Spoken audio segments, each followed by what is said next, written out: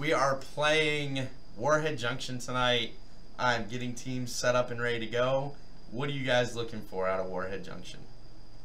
Warhead Junction, I think what really thrives at this map is global presence.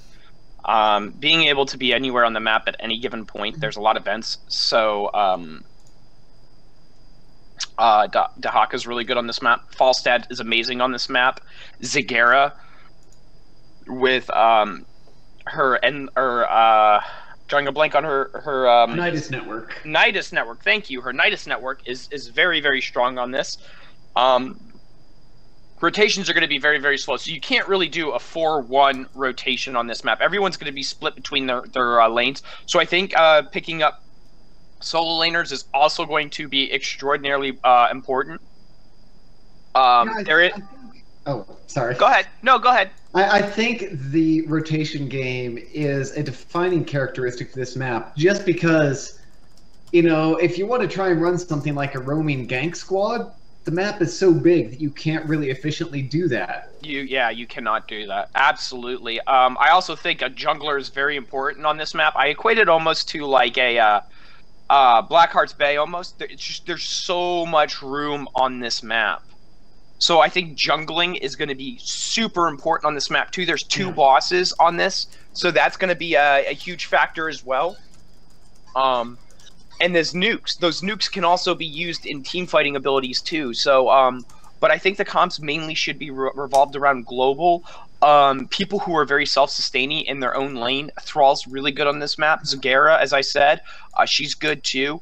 I wonder if we'll be able to see a Samaru. Samaru, believe it or not, if you do his wind walking and get that talent done early in the game, he is ridiculously fast in getting around on this map, and he's a great jungler. So I think it would be interesting to see if we'll see him go through. I actually really love Samaru a lot on this map too. And I got to say, I would be incredibly happy if we see a Pocket Vikings pick here. Right, The thing with Vikings is it has to be a late pick Vikings, because if you pick Vikings early, they can pick up the globals to shut it down. So I want to let you guys know, I have put the draft in chat, and we are waiting for the two teams to join the draft, but it is up and there, and so Shiz and Curb, you guys will be able to cover that draft as people start it. But carry on, continue talking about you know, what you want to see in the map as we wait for the draft to start. So, I mean, it's just a lot of rotations. I think rotations have to be on point on this map, making sure that you're always soaking lanes. Zul's also good on this map, I feel like, just for the fact that he can split push very well, and there's nothing anybody can do about it. There's so many different ways you can play this map because it's just so big. But I think global is the most important. I can't iterate that enough, because being able to turn a situation in from a 1v1 to a 2v1, or hell, even a 3v1 is just going to be absolutely important. I think poke is also another great thing, especially if you're looking to get the siege damage in. So this way you can stop them on the objective while you're split soaking another lane. And then when they decide they finally need to stop the split soak, you can turn that situation where it was a 4v5 against you and you were just poking them out into a 5v4, because that person's going to respond and that person can come down and then help. And then, yes, I see it. Yep, the draft has started. We've got Arthritic Abathurs with the first ban.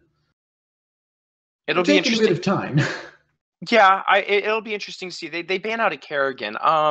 Interesting choice of first ban. I would have expected to see something like Falstad or Zagara, just because of the sheer power they bring on this map. Well, I did talk to the AA team, and they did say they did a lot of scouting on their team, Fogey League, and I'm guessing that's going to be a target ban, because one of their players, I'm going to guess, really likes Kerrigan. And okay, they pick up, makes sense. Yes, and then they pick up the Malfurion. I think Malfurion is still very, very strong. Again, he's great for the poking, and being able to just stop the roots. His single target range attack is very nice. I'm drawing a blank on that. And they respond with the Brightwing. Global presence. Global. ETC also can do global at 10 with stage dive. Stage It's dive not is very common, but it is possible. it is becoming a little bit more relevant in the meta now. People are starting to pick stage dive on these really big maps. Just because of the fact you can just get around on the maps that you need to do, and he can stage dive. Do what? I was just gonna say, can we take a minute and the quick Samuro ban? I mean, that was like no Samuro. That was guaranteed. Samuro is just so good. People are acknowledging he's just a very strong hero right now. Very strong. Like, no matter what comps are. Absolutely. And they take this Sylvanas. I think Sylvanas is very strong on this map. If she is left unchecked in a lane, she could get so much value in. Her wave clear is great. She's also a really good jungler. She can split push. I think she's very, very strong. Her Wailing Arrow is great for all the interrupts on the... I mean, they have... If they wanted, between all the interrupts, or their 3 ults, they have 3 different ways they can interrupt ETC. And they respond with a Johanna ban, taking out Johanna. I think Johanna is a very smart one. She's very, very tanky, very front line. And based off of the way that AA has drafted so far, Jo is would be a good way to peel and make sure that that back line stays safe. And they're getting rid of that. And I think that's a very, very smart move. Yeah, really what they've got left for peel is what? Muradin? Muradin, but Muradin is, in my opinion, by far the best tank in the game. And they take out the false stand. I think that's a very smart... Getting rid of that global where they'll have absolute global domination presence, I think was very, very smart. They could have also gotten rid of things like a Thrall, a solo laner, things that they would be struggling against in that solo lane to help them in that lane matchup. But I feel like... I definitely think that Falstad here, you get him or you ban him on this map, or you are crippling yourself. Absolutely, absolutely. I agree so very much with that. I would like to see ETC pick up maybe like a Vala or a bruiser type role, a bruiser-esque role, so this way they have something to support that ETC. ETC is a good solo frontline warrior, but he's not as tanky as, say, a Johanna or a Muradin. He does need that follow-up, and I want to see some good follow-up. And there's the Zagara, and there's the Vala. So now they have really good damage. They set up the Wombo combo now with the Zagara Maw if they want to go that route, or the Nidus Network. They have potentially 3 global characters, and Vala is extraordinarily strong. She can do a lot of sustained damage while putting out that burst. And honestly, I think Zagara is going to be the better split pusher here between Zagara and Sylvanas, just because she can sustain so well and have safe damage that constantly pushes. Well, she can bully a lane. Even though she's been nerfed, she's still a great lane bullier. She can push those lanes out, and then when Nidus Network comes out, if they decide to go Nidus Network, which I would personally go, now they have global presence again, pushing out those lanes, making sure that they're getting all the possible soak that they can. Thrall on the side of AA is very solid. He's going to be able to hold a lane down, and that just leaves a tank. Exactly. It's going to be able to stop that Zagara to a degree in the early parts. After that, it's going to be interesting. But Thrall's also really good with a Sunder, being the poke damage and burst. So I feel like that's going to be the solo laners right there. And with Sunder, that's another potential interrupt if ETC tries to go Mosh. That is, they have a lot of interrupts on the side there. So I feel like ETC is probably going to be going stage dive. But if he can time it, and he knows the cooldowns and the timers of all of the people on AA, he can possibly land it. I'm gonna have to agree with the stage dive vote on ETC. If you look at having Brightwing and Zagara already, that's 2 out of 5 with a global presence. Take ETC, go stage dive. You can deal without the Mosh with the way this comp is currently set up, and that gives you 3 characters with a global presence at that point. And maybe even 4th pick a Dahaka.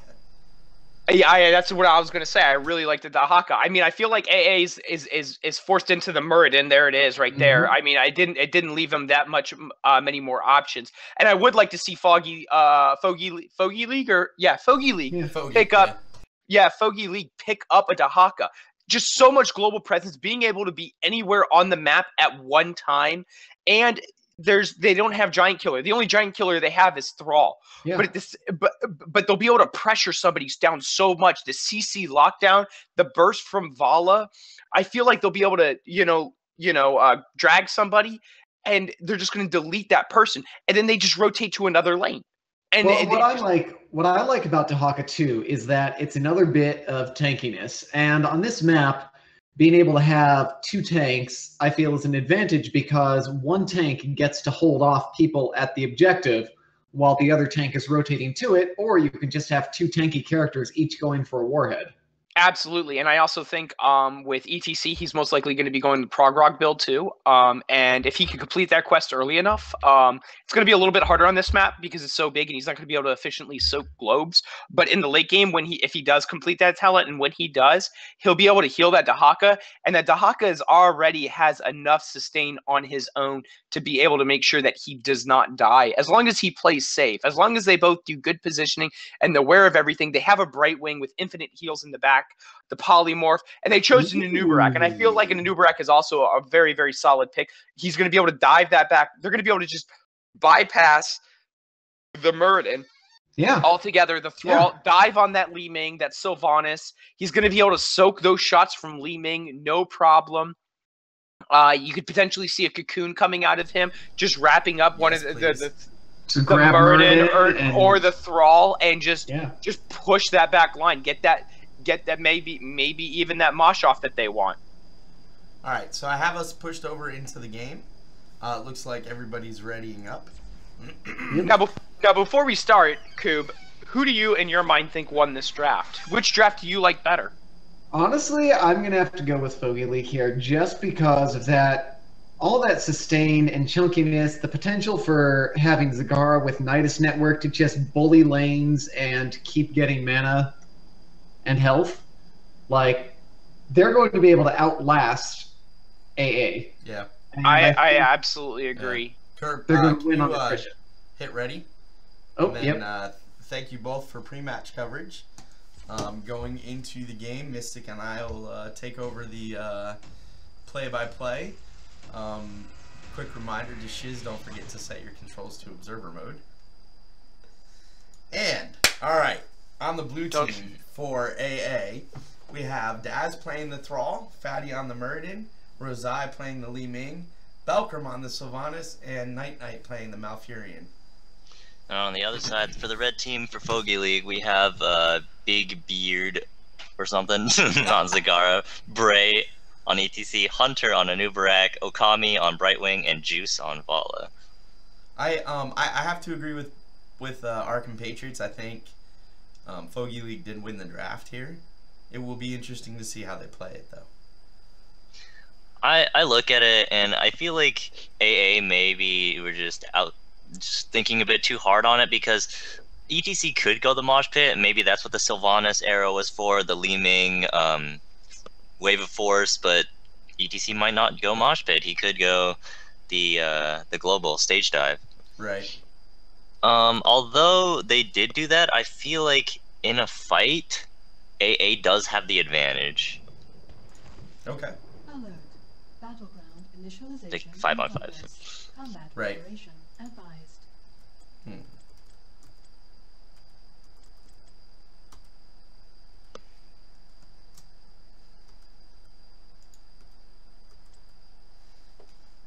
Alright. Time remaining 10 seconds. We got Brightwing with increased Soothing Mist range. Anubarak has his Dampen Magic, expecting to get hit by a lot of magic. It also looks like we're gonna 4-man cheese bottom lane here for AA with only Murding going center. I mean, they do have the Sylvanas, right?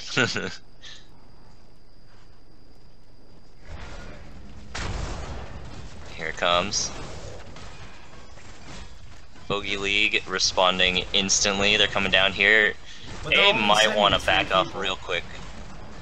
So I do want to point that out, right? They only sent 3 people down, but they may get the Sylvanas there, and they do get the did Sylvanas. a bit too long. Yeah, she should have pulled back quicker.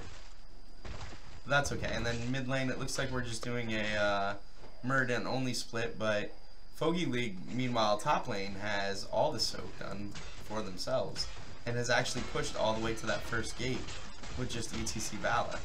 Muradin coming up to stop him, but I don't know how much he's going to be able to do by himself there. So that was actually... I'm going to give that trade to Fogey League there. Yeah, but it is pretty early levels, so the early leads aren't that big. You can bounce back. This map definitely is huge, and it looks like they might be trying to pick off that Sylvanas, or that Zagara bottom lane. Or just finishing off this wall, because they are slowly positioning multiple people down around the bottom lane. Zagara is just so fast on that creep, it's really hard to catch her.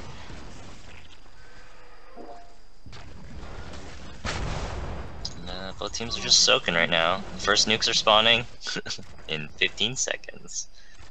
Check out the positioning mid lane. Top lane, I don't think they're going to be able to stop ETC Vala from getting this one. Yeah, AA is going to have to rotate up for this mid nuke if they're going to want to contest. Anoob's sitting in a really nice spot there, though. Murden doing what he can to slow him down really in top lane, but I don't think he's going to be able to stop him. Yeah. Anoob getting low, but able to charge out. Still nobody. Yeah, Brightwing keeping him alive. But AA with 4 people mid lane should be able to pick this up. Yeah, Zagara not bothering to help her team. She's just like, I'm just going to split push really hard, and they're going to have to deal with all these minions. Fogey League was able to pick up that top nuke and take down, it looks like, the entire wall plus, let's call it, a fifth of the hit points on the fort. Plus the well, though, which is important later on in the game. Yeah, the well is pretty huge. Meanwhile, AA did get it picked up in the mid lane, but Daz just holding on to it right now on his thrall. Yeah, and if AA isn't careful, they're gonna lose this top fort to just ETC and Vala. Well, Daz pushing in to get back the vision on the mid lane, which is great, but with that creep sitting there, they still have some vision on that. Man, Anubarak almost getting the Li Ming. Fogey League's really, really kind of playing this simple and just pushing the lanes out, soaking the XP, you know, taking advantage of what they can. ETC and Vala getting that top fort, yeah. Does go down. But really, you know, AA just now sending Li Ming top lane to help Muradin out, which is really going to leave Daz in a bad spot mid lane on his thrall, sitting there with a nuke, but nothing to do with it. Maybe they're saving it up for that 18-minute power up. Blow up the core, right? And yeah, you blow know up the the problem instantly. is, really, Brightwing is perfect to prevent Thrall from getting the stun, because he can polymorph as soon as Thrall tries to plant the nuke. So this is actually a really good split on the side of Fogey League, although it does keep their healer occupied, while the rest of the team has to rotate around. Yeah, however, all the wells on the side of Fogey League are intact, so they don't need Brightwing as much. And there's the polymorph. I'd like to see Thrall, he backed off. Would have liked to have seen him try to use his nuke there. While rotating down. Ming, yeah. Yeah, taking that site and looking just like getting she the might site. come the rest of the way down and, yep, try to help pick off that Thrall.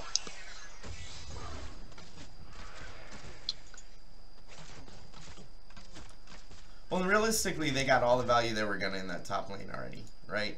The tower's left, but the fort's gone. There's nothing else they're gonna pick off at this point. They just need to soak top lane. ETC might be in trouble here. Muradin and Li Ming are there, but he's gonna slide his way out of there. And this is the big one. This is the 4 nuke spawn.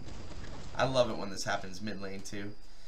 Although I said I'd say AA could win in a 5-on-5 fight, I don't think this map will allow for that, because all the nukes are spread out. So unless they like all group on a boss or something. Right.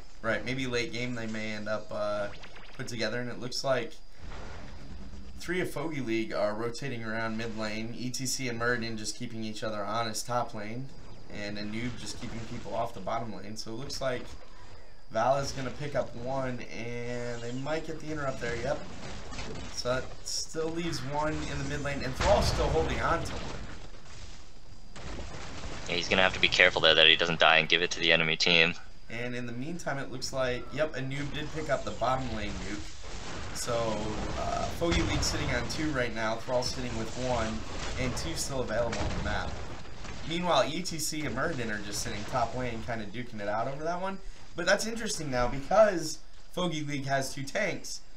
They're not at a huge disadvantage here mid lane, while ETC and Murden are going back and forth top lane. They have a tank rotating around. It looks like they're looking to pick off this Murden here, because we got a Valid and an Anubarak rotation onto him.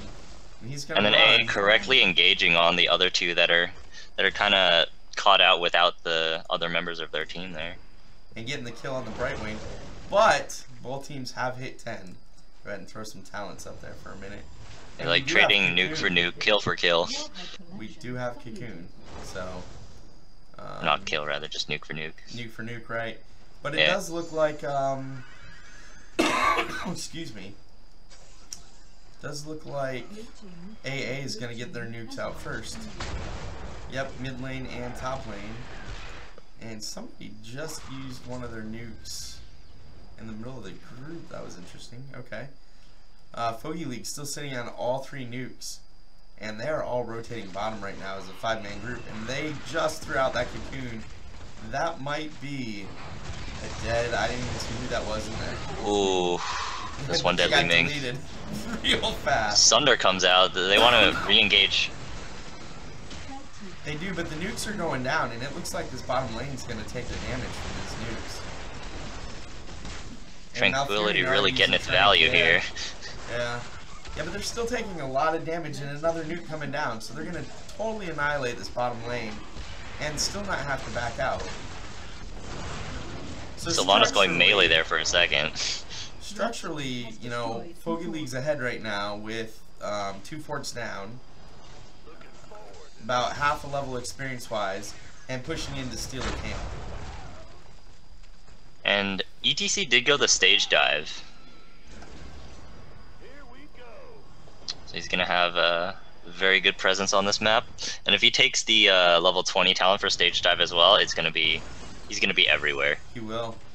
And it looks like the 4-man, almost 5-man rotated middle. Where are they off to? Maybe a camp, maybe boss? Top lane boss, possibly? Seems a little risky to push a boss. I think Zagar's just going up to clear the wave. I don't think they're going boss just yet. You're right, and ETC's mid lane with Vala just grabbing that camp real quick. Stage dive. This creep spread, though, might be a premonition for this boss here sometime soon. I think it absolutely is, right? She can Nidus up there. She went Nidus, right? Yeah. Yeah. Nidus up there. Pick up that boss. Or just be prepared to get up there to check, right? Nidus is a lot harder to kill than just a single creep. Yeah, like AA really is forcing this bottom here. They want to show the threat that, hey, we have a Sylvanas, we can actually push this all the way down to your core if we want to. And so they want to force a 5-on-5 fight. I'm not sure they want to race this, though. They took out the fort, now they need to look at going back and grabbing some nukes, or going back and engaging. Because a 4-man Fogey League is taking out the fort, the mid-fort, even without, right? Oh, this is a bush. This could be a nice bush party. Bush of death. That Vala might be dead. Yep. Oh, Vala goes down. That was good. That was a good bush by them. Exactly what they needed. Yes, I would agree. And now they take control, right? Grab your nuke. Go to the bottom. Grab the bottom nuke. Oh no, someone grabbed it and used it already. Wow. Zagar is still pushing up top, though. Zagar's putting down a lot of pressure. Probably gonna... Oh no, she's retreating. Probably gonna go help out her team. Yeah. Oh, here we go. The second nuke is still up, and they are kind of positioning around it, but it's a 3-on-3 fight in the bottom lane. But Fogey League has 2 tanks and a healer, where AA's healer just got here. So that fight was definitely not in a position for Fogey League or AA to win right away. Yeah, Sylvanas clearing out the entire wave at top, saving those towers and the wall from certain destruction. Malf having to pop his Tranquility. A lot of damage coming out from Fogey League onto AA right now. And zoning him off and possibly picking up this nuke. I don't think they're going to be able to stop the Zagara. So, nuke for nuke on this 2-nuke spawn. And everybody's just kind of grabbing their camps, rotating back around. And Zagara with that creep got up top real fast. Yeah, she got the nuke and used it instantly. Just like on the top wall. Move. That was a great move by Zagara.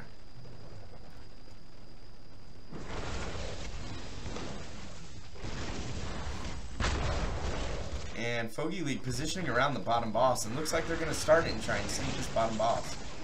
And with all 5 of AA top, I think they're going to be able to pull this off. Yeah, if AA realizes this, they're probably going to counter boss. They'd be like, yeah, they would know that Fogey League is on the bottom boss. I don't know though. Oh, now they do, and they might make the call. Yeah, they're making the call to clear out this boss. Or not. Looks like they're backing out. Yeah. Get the wall instead. This is a problem though, because they have no bottom fort, and now they have Zagara pushing with that bottom boss. So they may get this top fort, or they may get collapsed on and just get wiped right here. Here's the collapse, but pretty weak collapse at the moment. No, it really is, you're right. And it's just kind of both teams kind of doing a little damage, but they might take out the nuke. They do take out the nuke there. Killing that Sylvanas in the corner with ETC. And then looking to maybe get one more kill in here, but the Tranquility is popped. Oh, Fatty really low on that go down. Yeah, that Thrall's not looking. Yep. Yeah. This is definitely this is not looking great for AA at this point. Yeah, and Sylvanas or not Sylvanas, Zagara just pushing really hard with that bottom boss that they got. This bottom boss is getting to the core. And the top group running in with that nuke. I mean, they'll probably drop this nuke on this top keep. Yep, try and take that out. Meanwhile, boss is on core at this point. Zagara backing out and just taking more camps, keeping the pressure on. And the top group for Fogey League taking out that top keep. So their AA is going to be down 2 keeps at this point. A tier, 14 versus 17. There's a pretty big lead. Imposing presence.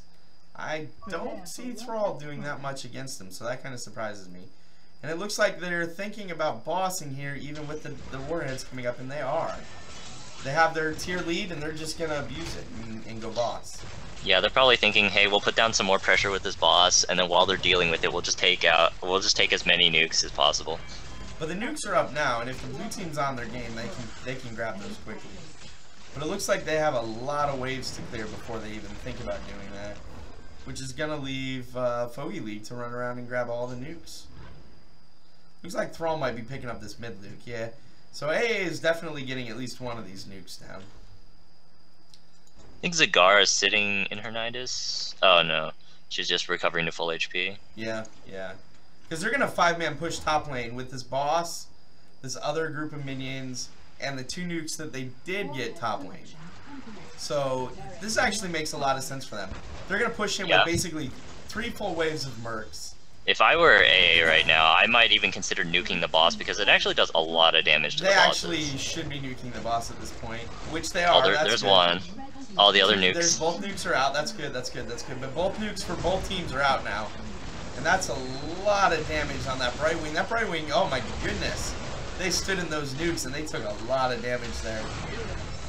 They might be able to wipe this team and get a good defense. It's gonna be close.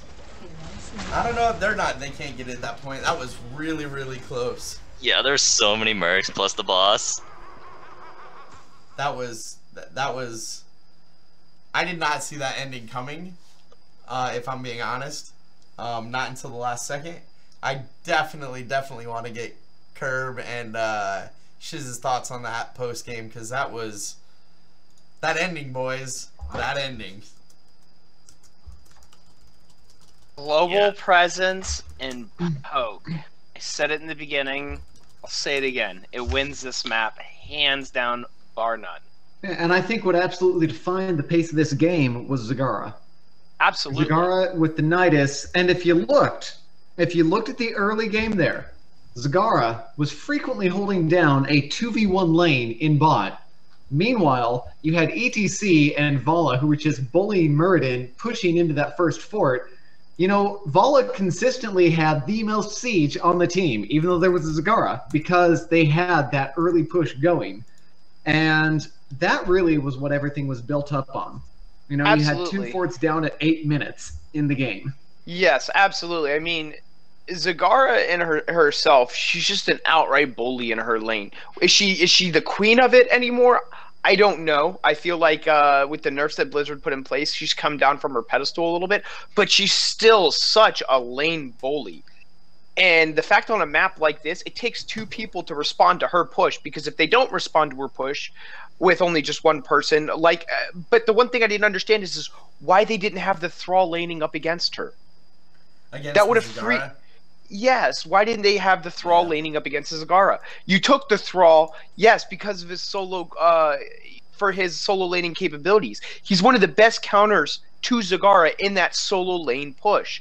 But because they didn't do that, they had to put another body somewhere else to help with the Zagara push, which gave Fogey League vision all over the map, because now they can just push in everything else. They're down a person. Yeah, I would agree. Well, my favorite thing watching Zagara was just, it was like whack-a-mole. Zagara started putting her Nidus up all over, and then it's like, oh, she got a siege. Oh, she got a bruisers. Oh, she stole their bruisers. Like, absolutely, yeah. And it's the pivotal moment I felt was at 10 minutes. At 10 minutes, when the nukes are spawning, meanwhile, Zagara's grabbed both sets of bruisers, so now you've got 2 sets of bruisers pushing top, where, if you recall, ATC and Vala already got the fort pushed in, so they're going for keep. Absolutely, yes. Yeah. And that forces Sylvanas to go and respond to the bruisers, which means that AA is now a man down trying to contest the warheads. And that's what let ETC actually... Because ETC stage dives in, and Fogey is able to grab that last warhead, which then just begins the push on bot. Right. I agree. I do feel Fogey League did win this draft. I'm not going to say that, or I'm not going to dispute that. I think they had a better draft. But was it a landslide draft? No. AA definitely had a composition where they could win team fights. We saw them win team fights. When they were able to get that pick, they just bullied the crap out of Fogey League when they got those picks. Right. But the problem... If you look at it too, right? It was only 6 kills to 5. It wasn't. Yes, this was not a kills game.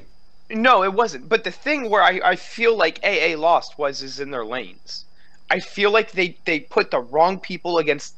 They had the wrong matchups in the lane. If you had the Thrall bot lane against the Zagara, that's a 1v1 that's almost a stalemate. It's actually a skill matchup at that point. Who's better skill wise? Right. Then at that point, you have Sylvanas, who can be pushing up against it in the middle lane or in top lane, something along those lines, counter pushing that Vala. Whatever lane Vala's in, you put the Sylvanas in. They both have excellent wave clear. Right.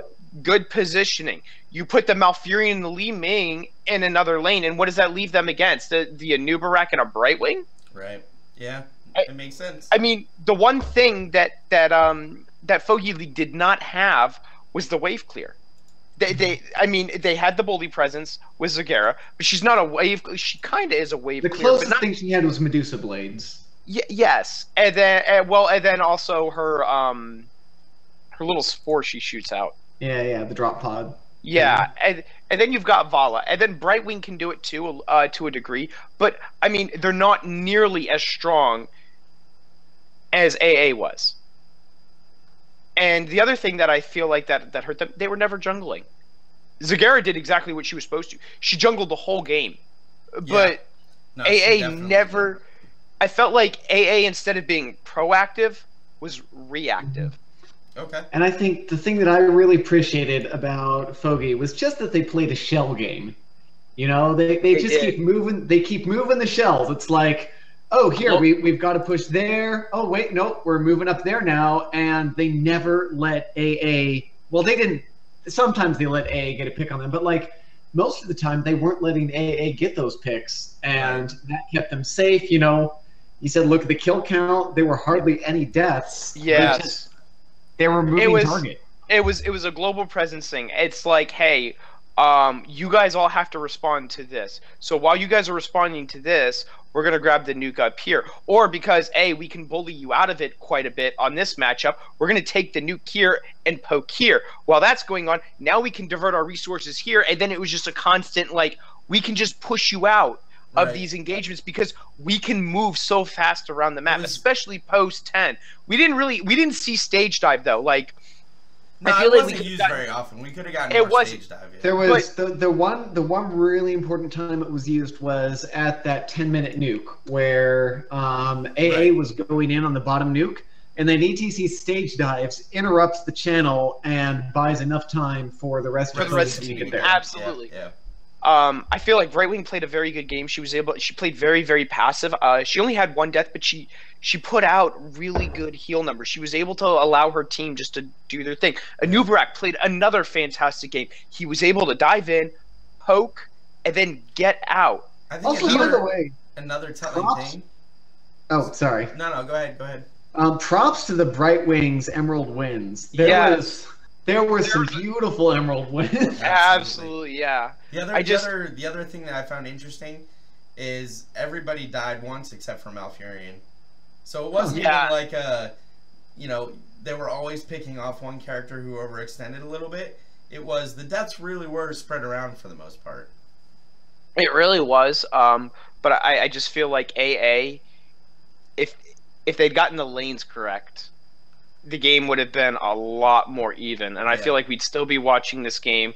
We'd still be wondering who would win because AA wins the team fights, in my opinion. Absolutely wins the team Yeah, when fights. they stack up and it's 5v5, I would agree with that. They have the frontline presence. They have Vala. Vala in her own right mind is great damage, but in the damage war, they have so much burst. Yeah. So much burst. Yeah. And it just saddens me that's the way it was lost because both drafts were really good. A slight edge to Fogey, but that's the way the cards play. But a great game by both of them though. 6-5, right? It's clear that it was a slight edge. It just one team worked it out a little differently than the other team tonight. Mm-hmm. So, thank you both. Mystic, do you have anything you want to add? Nothing that hasn't already been said.